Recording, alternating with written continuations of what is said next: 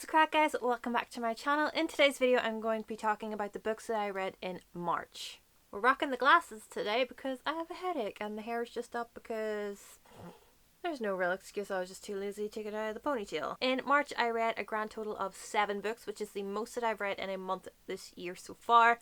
I honestly did not think I would get to 4, never mind 7. Within those 7 books there was a lot of hits and misses. March was a very weird reading month that way. So if you want to find out what books I read in March, just keep watching. So the first book that I read in March was Disasters by M.K. England. It's like bright yellow underneath the dust jacket. But this follows a character called Nax, and he manages to get himself kicked out of flight school on the moon without actually attending classes. He got kicked out within 24 hours, along with 3 others. And when they're at the spaceport ready to go home, it is actually attacked, and they manage to escape and survive it, but they are actually being blamed for it, and so it all takes from there.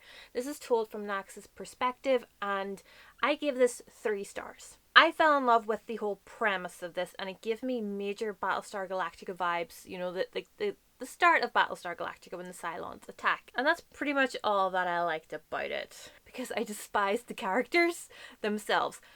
Nax himself as a narrator, I despised.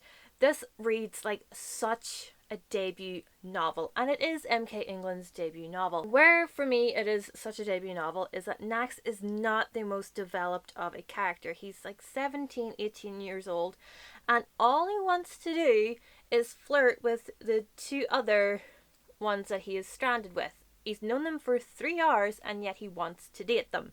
I'm like, dude, you just witnessed this massive attack on this school that you had spent your whole life wanting to get into. You don't know who's dead. You don't know who's survived. You don't know whether or not your parents or your brother know that you've survived this.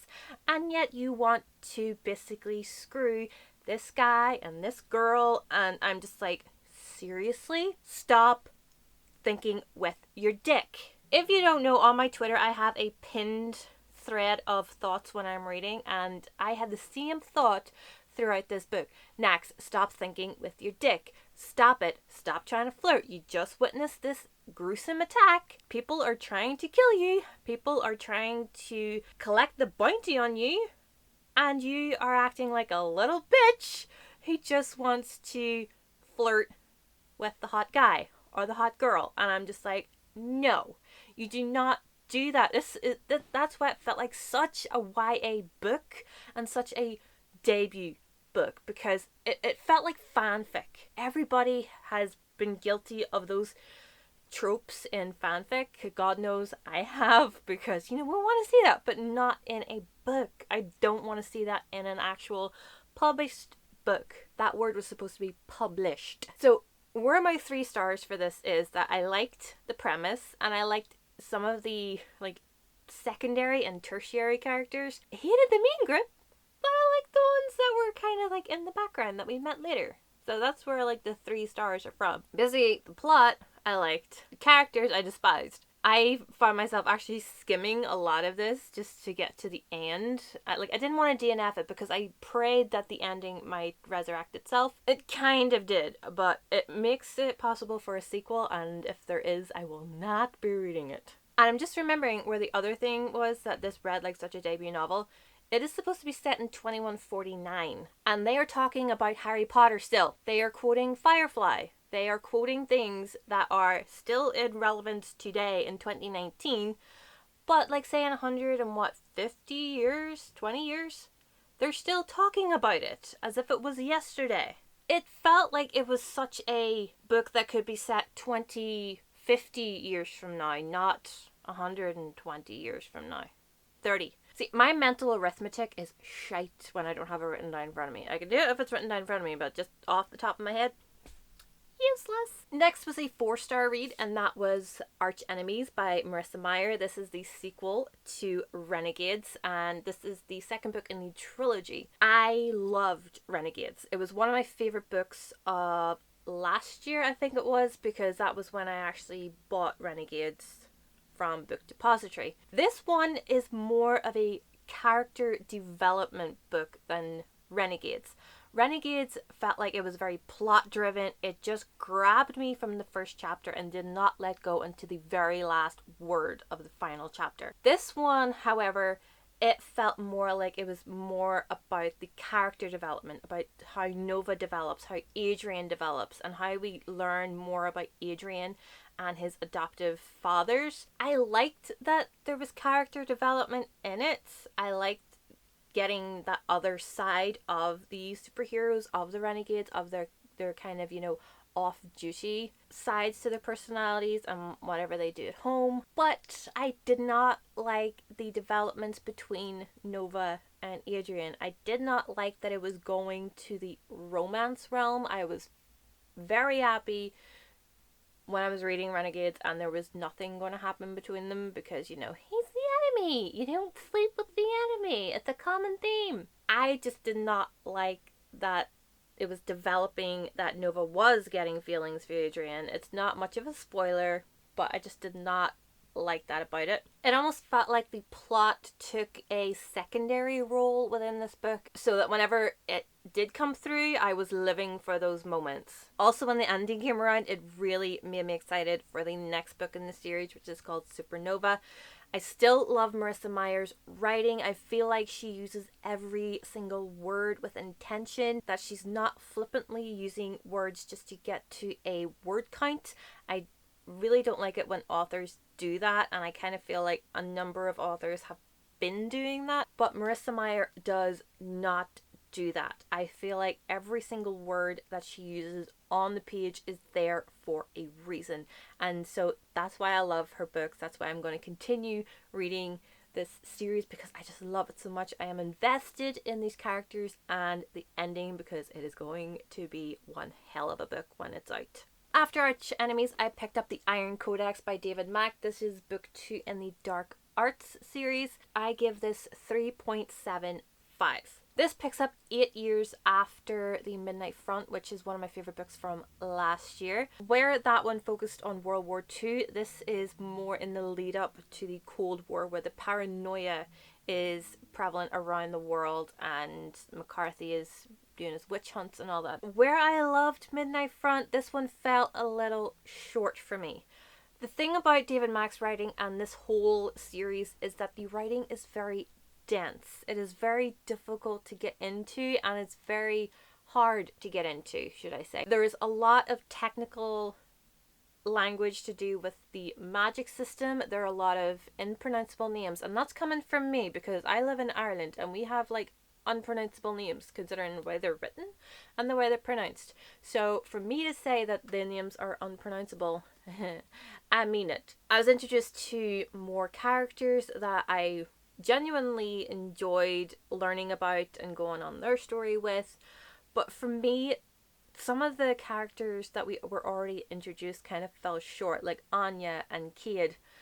I did not really gel with them as much in this book as I did with The Midnight Front. The Midnight Front, it had characters that I genuinely loved, but then he freaking killed them off. I enjoyed that this took place over the course of 2 months, where The Midnight Front took over a course of like 4 or 5 years. They were trying to get a lot into The Midnight Front, whereas this, it doesn't need to be so condensed to get to the end point. It's over the course of 2 months, so you can really expand on what they're going into. As I said, it's just the language and the magic system, and also another part where this fell short was it introduced a romance. What? I was perfectly fine with it just being, casual sex in the first one, and they're just like now being little bitches towards each other. I did not like that at all. It just did not suit the book for me. I didn't think it belonged in the book. It just didn't seem right. I still adore this series. I still adore David Mack. I love what he has done with this concept is amazing. And the way that he uses demons and their powers and even brings in angelic powers. It's just so unique and something that I've never seen before. And I really, really enjoyed it. But it was just fell short of the bar that the Midnight Front had set like so high. After that, I listened to The Name of the Wind by Patrick Rothfuss. This is the first book in the Kingkiller Chronicles. Wow, that has a lot of consonant clusters. And I give this 4.75, or really technically on Goodreads I give it 5 stars. I listened to the audiobook of this, and I picked this up because Murphy Napier and her channel really loved this book. She said about Patrick Rothfuss what I said about Marissa Meyer, in that they use words with intention. There are words there that are on the page, and they are on there for a reason. They are not there for a word count. I was sold. Rupert Degas does an amazing job. He does so many accents. He did, like a Cornish accent. He did a Scottish accent. He did a Welsh one. He did something that was more Cumbrian. He did like a London, Sussex, Essex. He even had an Irish one in there. And he did it with such accuracy that I felt like, yes, this is a different character. He had such a command over his voice and over accents. He really brought that book to life. The book itself, I adored. I adored every single character, and I cared even about the ones that were just flippantly there, that they were just bystanders. I was like, oh, I wonder what they're going to do next. And when they weren't mentioned again, I was like, I was really looking forward to seeing what that guy was going to do. I cared about them. Not a lot of authors have that ability to make you care about a character that is kind of superfluous to the story, but he's there for a reason. And I was like, man, this author is something special. Even everything that happened to Kvothe, I was like, oh my goodness, seriously? That's what happened? That's where the 0.25 falls off. I was like, all of this crap cannot happen to one person. That's where sometimes epic fantasies, epic stories really fall, because he's like, one minute this is happening to him, and then the next thing, this shit hits the fan, and the next thing, this shit hits the fan, and this thing, guess what? More shit hits the fan. I'm like, this cannot possibly happen to the one person. Spoiler alert, it does. And so that's where sometimes I was like, seriously, this is gonna happen to him, where my attention was kind of trying to wane. If I was actually physically reading this book, I might have been like, really? Again? But because I listened to the audiobook, I was just so entranced by Rupert Degas that I was just like, okay, just keep reading. Read the phone book. I really couldn't care, because it's just magical. And he really brought this world to life, this world that Patrick Rothfuss created. Rupert Degas gave it color. It was amazing. After that, I jumped on the bandwagon and read Daisy Jones and the Six by Taylor Jenkins Reid. This is my first Taylor Jenkins Reid? Daisy Jones and the Six has been getting a lot of hype on YouTube, and for good reason. I think I gave this 4 stars. I didn't do the whole 5 because some of these characters I full on despised. I felt like just going into the book, shaking them and slapping them and just like, get over yourself. Or get a grip. I just felt like doing that with a lot of these characters. The thing about this book is not told in a normal storytelling way. It is told in snippets from an interview. And it gave me major VH1 behind the scenes vibes. Remember back in the day when VH1 would go to a new star and like do behind the scenes or like behind the music, and they would sit there and there'd be like the blurred out background that would be like yellow and blue and pretty much like the colors here, and they would like tell their stories and it'd be like cut in between. This book, I could literally see this as a VH1 behind the music special. It was that vivid, and what I loved about this is like the tagline, everyone was there, everyone remembers it differently. I completely got that, especially between some of the characters like Billy and Eddie. Those were like the 2 characters that I always wanted to hit. Even Daisy I wanted to hit. None of these characters are remotely likable. Not one of these characters is remotely admirable. That's kind of the point. You're not supposed to like them. You're not supposed to admire them. You love them for their flaws and you kind of hate them for their stubbornness. Well, in my opinion anyway, that's what I did with them. A lot of people say this is like, gives them Fleetwood Mac vibes, whereas like for me, Daisy is like Florence from Florence and the Machine, but a train wreck version of Florence Welch. It's weird. I just did not see so much as like Fleetwood Mac vibes from this. I couldn't imagine them as Fleetwood Mac, but I completely got the thing. Taylor Jenkins Reid's writing is incredible. I could see all of these people saying these things. I could see this VH1 special. Like, I know it's not special because like this is told like in an interview, and the interviewer is like popping in little things here and there. I fell in love with this book. I devoured it. I did not want to put it down. I realistically could give it 5 stars, but because some of the characters were just like so detestable, I was like, I am not enjoying it. I will say, if you don't like anything to do with sex, drugs, the use of drugs, people's flippant use of drugs and alcohol, you might want to give this book a pass, because it is literally mentioned from page 1 until the last one, and it is used, quite explicitly. I was like, I did not know about any of these drugs until I read this book, and I was just like, oh my damn. But that's what they did back then. That's part of the music scene, and it's probably still very much a part of it today, and that's a little sad.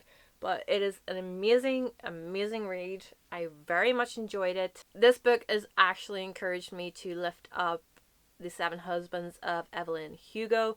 I did have that book on me in Barnes & Noble. I was going to get it in Barnes & Noble, but then my basket had like 9 books in it, and I was carrying hand luggage. So I was like, sorry, you didn't make the cut. But I am listening to the audiobook of this. A lot of people say the audiobook of this one is phenomenal. I personally just read it, so I might listen to the audiobook further down the line. Who knows? But 4 stars. After that, I read Superman Dawnbreaker by Matt De La Pena. This is the last book in the DC Icons series following Wonder Woman, Batman, and Catwoman. Obviously, they couldn't do DC Icons without going to one of the main men himself, Superman. I gave this 2 stars. I really wanted to love this, but the problem with this book is that it is literally every single Superman story ever. It could have been an episode of Smallville for all I cared. It really was just an episode of Smallville minus Chloe. Shout out to the people my age who remember Smallville. But there was nothing terribly unique about this book, about the story. Leigh Bardugo brought something unique to Wonder Woman, because I'd never read anything like that before with regards to Wonder Woman. Marie Lu brought something very visceral and psychological to Batman Nightwalker, which I loved. Sarah J. Maas brought Arrow into Catwoman, which I was freaking living for. Matt De La Pena brought literally everything that I've ever seen of Superman, like how he discovers his powers, how Jonathan tells him, we found you in this spaceship. Even the plot of this book was not interesting to me at all. This was not interesting to me, but here's the thing. I'm just so glad that it focused on Clark and Lana and did not have Lois Lane. I do not like Lois Lane. I love Lois Lane when it's Margot Kidder in the movies, but I have hated Lois Lane since Amy Adams took over the role, because she's such a Mary Sue. So that's why it's like 2 stars. I wasn't going to be so mean in that it was going to be 1 star, because I did like the first 30 to 50 pages of this. I was very much intrigued by it, but then once you got into it, it was just like, eh. And the last book that I read in March was an audiobook, and that was For Fool's Moon by Jim Butcher, which is the 2nd book in the Dresden Files. I read the 1st book in the Dresden Files in February, which was Stormfront, and it's narrated by James Marsters. Whoop whoop to all my Buffy fans, because we all know he played Spike in Buffy, and he was just... yep. Sadly, he narrates it in his normal voice, not in his Spike voice. I gave this 4 stars because I loved the plot, because it brought in werewolves, and I loved that. That was so good. I loved the way that Harry Dresden was being brought back in, with Murphy, and then there was just this like whole love-hate relationship with Murphy that I was living for. I just love those two. Like, I don't ship them, but I'm just like, they are like the best co-workers, not co-workers ever. James Marsters as a narrator, he really brought it to life because he really got Harry Dresden's voice. He got the size right, he got like the deadpan moments right. I loved it. But the thing about that audiobook was, I could hear him breathing. I could hear his saliva whenever he was like that. I could hear that. There are sounds that I cannot physically stand. So I could hear him, moving his mouth in between sentences. And I could hear him turning the page whenever he was narrating. I could hear him turn the page. Irregardless of those things, he does an amazing job in portraying Harry's voice. I loved it. I loved his size. It did take a little bit of getting used to because like there were like sometimes I did like struggle with his like breathing. But it was so good. Very good. I give it 4 stars. I loved it. Loved the character development with Harry. Loved how Jim Butcher writes everything. He just makes everything so visceral and real and gory, and I love it. Every first murder is like so gory. I love it. And it was a great way to round off the month.